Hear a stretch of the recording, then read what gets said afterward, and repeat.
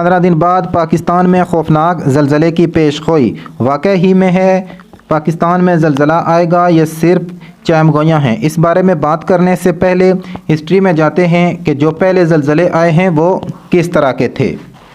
6 फरवरी 2012 यानी कि आज से तकरीबन 11 साल पहले फ़िलिपाइन में बहुत ज़ोरदार ज़लज़ला आता है जिसके अंदर हज़ारों की तादाद में अमवात होती हैं।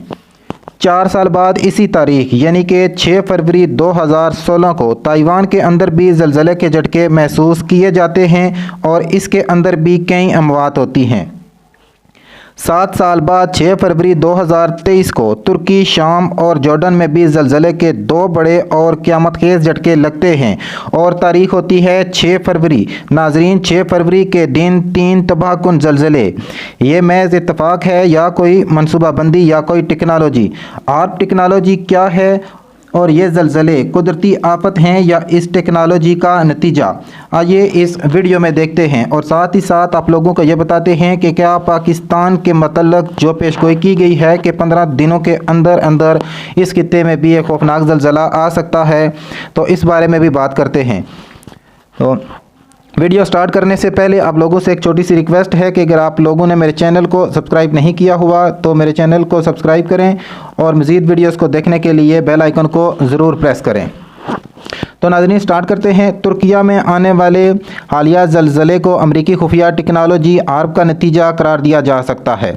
हुकाम के मुताबिक तुर्किया में इस वक्त तक हज़ारों हलाकतों की तस्दीक हो चुकी है जबकि 50,000 के करीब लोगों के ज़ख्मी होने की भी इत्तलात आई हैं। 3 हफ्ते कबल नेटो के साइंसदान कारामाक ने कहा था कि 7.4 शिद्दत का ज़लज़ला आएगा। अमरीकी जहाज़ तुर्किया में लंगर अंदाज हुआ और हार्प का बटन दबा दिया गया। सफारतखाने बंद करके एहलकारों को वापस बुला लिया गया। तबाहकुन हालात के दरमियान हज़ारों लोग अपनी जान की बाजी हार गए। यह ज़लज़ला मसनूई तौर पर बनाया गया था। इस ज़लज़ले को हार्प से तशबीह दी गई है जो कि एक अमरीकी तहकीकी मरकज़ है जो आयनोस्फेयर खसूसियात और तर्ज़ अमल का मुताला करता है। ये हार्प किस बला का नाम है, इस टेक्नोलॉजी के बारे में आपको डिटेल से बताता हूँ।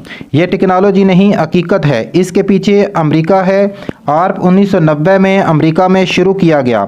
ये एक तहकीकी मंसूबा है। इस मंसूबे का मकसद रेडियो कम्युनिकेशन टेक्नोलॉजी को बढ़ाना होता है। रूस यूक्रेन जंग के तनाज़ुर में अमेरिका हाल ही में तुर्की पर अदम ताअवुन का इल्ज़ाम लगाते हुए संगीन नताइज की धमकियां भी दे चुका है। तुर्की जो अब तुर्किया में तब्दील हो चुका है, ये सल्तनत उस्मानिया के बाद 100 साल इसके 2023 में मुकम्मल हो जाएंगे। 2023 में 100 साल मुकम्मल होंगे तो माहिदा लौज़ान भी ख़त्म हो जाएगा। माहिदा लौज़ान के इख्तिताम पर बहुत सी जो शराइ तुर्की के ऊपर थी वो भी हट जाएंगी। तुर्की एक माशी पावर के तौर पर सामने आने की भी कोशिश कर रहा है।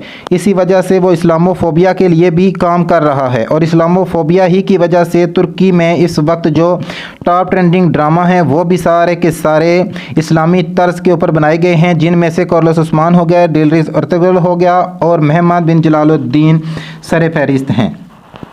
इस वक्त जो सबसे बड़ी मुश्किल जो तुर्की के ऊपर आन खड़ी हुई है वो हार्प का नतीजा कह लें या इसको कुदरती आफत जिसे ज़लज़ले का नाम दिया जा रहा है।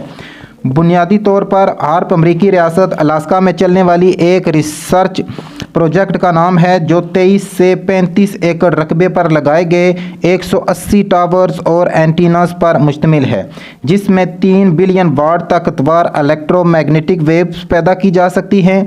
ज़मीन के ऊपर फ़ज़ा की मुख्तलिफ तहों में से एक तह का नाम आयनोस्फेयर है, जिसकी मोटाई सफ़ाए ज़मीन से 70 से लेकर 300 किलोमीटर तक है।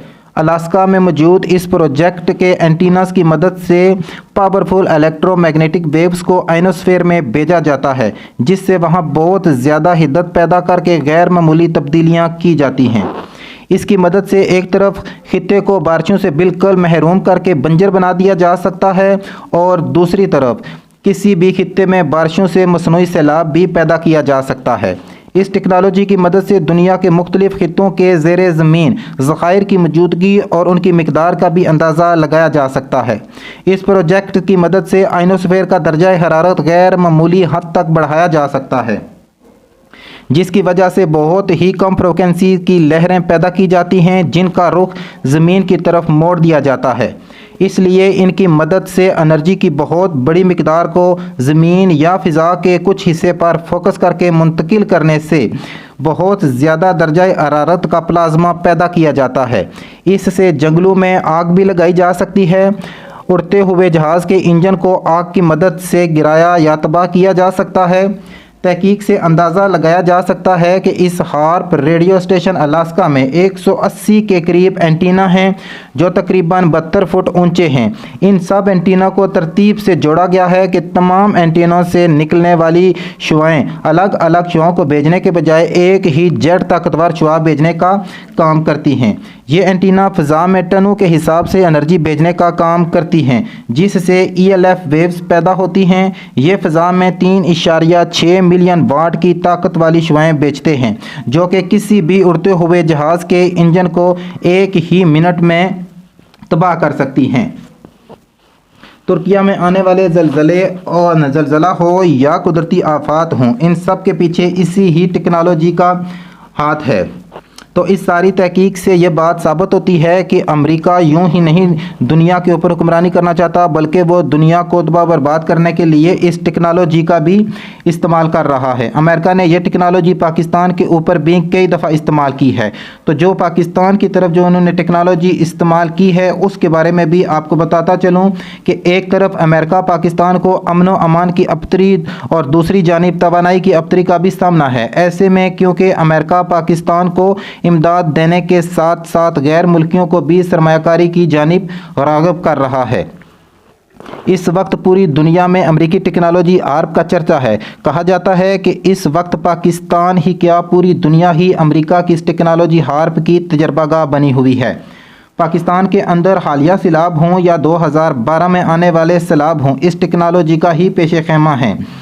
वो भी इसी ही की एक कड़ी है, क्योंकि अमेरिका जानता है कि वो पाकिस्तान को जोरी जंग में शिकस्त नहीं दे सकता, क्योंकि इसमें मुश्तरका तबाही है। लिहाजा इसके पास तबाही के दीगर ज़राए भी मौजूद हैं जो उन्होंने अब इस्तेमाल करना शुरू कर दिए हैं। तो नाजरीन, एक बात तो साफ़ है कि 2012 से लेकर आज तक जितने भी ज़लज़ले आए हैं वो सब के सब 6 फरवरी को ही आए हैं। तो ये महज सिर्फ इत्तेफाक नहीं बल्कि इसके पीछे अमेरिका की टेक्नोलॉजी है जो पूरी दुनिया को कंट्रोल कर रही है। तो अब देखना ये होगा कि क्या तुर्की जो ज़लज़ले की तबाहकारियों के बाद रेस्क्यू की कार्रवाई को कंप्लीट करने के बाद इस ज़लज़ले की तहकीकात का ऐलान भी करता है या नहीं। आज की वीडियो में इतना ही, मिलता हूँ नेक्स्ट वीडियो में, तब तक के लिए अल्लाह हाफिज़।